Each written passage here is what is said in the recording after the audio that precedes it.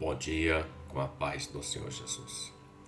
Evangelho de Lucas, capítulo 23, o verso 49, declara assim: E todos os seus conhecidos, e as mulheres que juntamente o haviam seguido desde a Galiléia, estavam de longe vendo essas coisas. Meditando nesse texto para nossa reflexão, o texto fala do momento quando Jesus estava no Calvário, na cruz, e estava para ser retirado o seu corpo, para ser sepultado.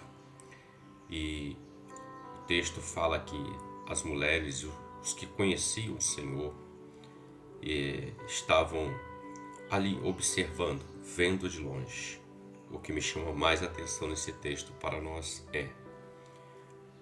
estavam de longe vendo essas coisas. Eles estavam vendo a crucificação, o martírio, o escárnio das pessoas que passavam diante da cruz. Eles estavam vendo tudo isso de longe, porque não tinham como fazer nada diante daquela situação. E quando eu olho para esse texto, eu reflito o seguinte: há situações que nós não teremos como resolvê-la de forma alguma. Tudo que podemos fazer é olhar como eles e elas estavam olhando, de longe, esperando para que algo aconteça, esperando o acontecimento de algo, algum mover, alguma ação, alguma direção. Jesus havia feito uma promessa a eles dizendo que ao terceiro dia ele ressuscitaria. E eles estavam vendo aquele momento em que eles estavam flagilando o Senhor, escarnecendo, estavam contemplando. O coração deles estava dorido, porque eles viveram com o Senhor por 3 anos. Eles caminharam com o Senhor, eles gozaram do benefício dos milagres, da palavra, dos ensinamentos, da presença do Deus vivo na terra. Porém, neste momento era um momento de dor, um momento difícil, um momento de aflição. E não havia nada que eles pudessem fazer, apenas estavam observando, aguardando os acontecimentos. Um texto semelhante a esse me faz relembrar do rei Josafá, quando veio cercar a cidade, estava sitiada, e disseram para ele: ó rei, uma grande multidão vem contra ti. E Josafá não tinha como lidar com aquele exército que vinha contra ele, estava cercada a cidade.